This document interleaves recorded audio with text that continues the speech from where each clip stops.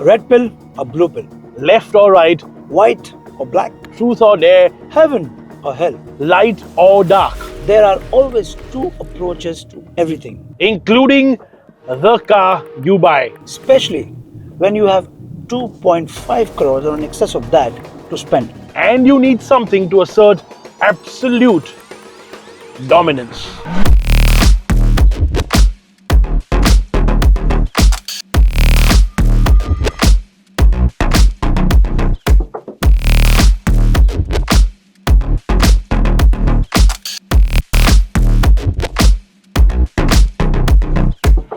I am currently driving the made in India Range Rover. And if you want to show dominance, then there's nothing like this. It's like a billionaire's toy. It's luxurious, it's spacious, it is aspirational, because if you see a Range Rover, even from far, you have that child in you screaming, I want that car. This is the same Rover which can go to mountains, which can climb anywhere. And in this one, you can feel like a prince, like a king, like a billionaire who is ready to conquer the world. Nope, this is it. The Toyota LandCruiser. It's the most legendary SUV of all SUVs. It's the big daddy, the bap of all SUVs, because nothing says utter dominance like a long reign. You know, when the world ends in a nuclear holocaust, two things will survive: cockroaches and the Toyota LandCruiser, because this does not care about how you look or how fancy you are. It only cares about getting you to your destination.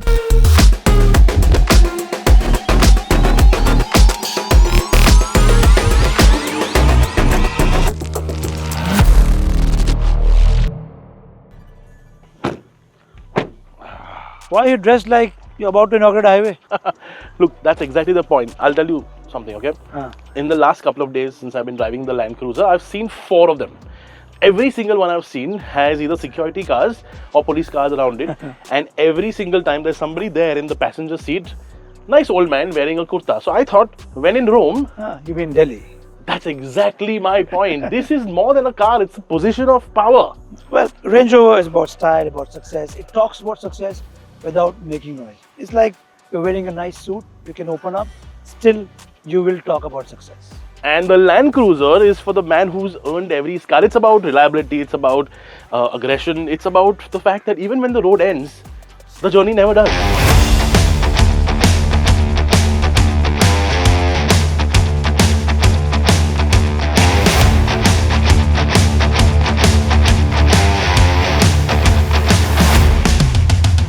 Mine has class and an English accent. Mine has a ladder frame and a survival instinct. Mine's about prestige. Mine's all about presence. Mine's the car for the almighty, for the king. Mine is for the commander-in-chief.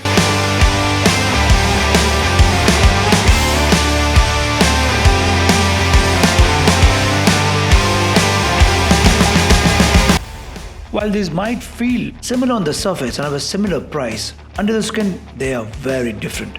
The Range Rover gets a straight 6 petrol 3 litre that makes 400 horsepower and 550 Nm of torque.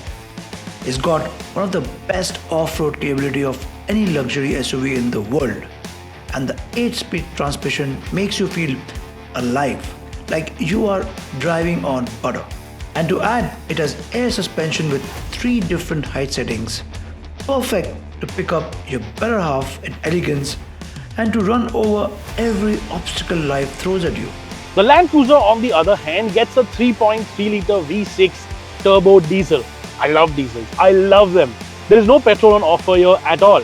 Horsepower as compared to the Range Rover, sure, it's lower, 309 horses. But where it truly shines is torque. It has a massive 700 Newton meters. And if this was a game of top trump, sure, it would lose some and it would win some. But what it would win on for sure is the bulletproof 10-speed automatic gearbox. And it would also always win in a game of reliability.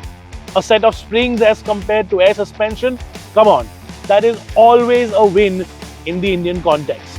Now, honestly, you don't buy a Range Rover to go places, no. You buy to arrive. It's like the man who never needs to raise his voices because he doesn't need to. You don't need to flex. It just shows itself. Its character is out there. It's a Range Rover. The LandCruiser is so simple because it's for the man who owns everything from the war-torn border all the way to the mall crawler. It's the true definition of a multitasker.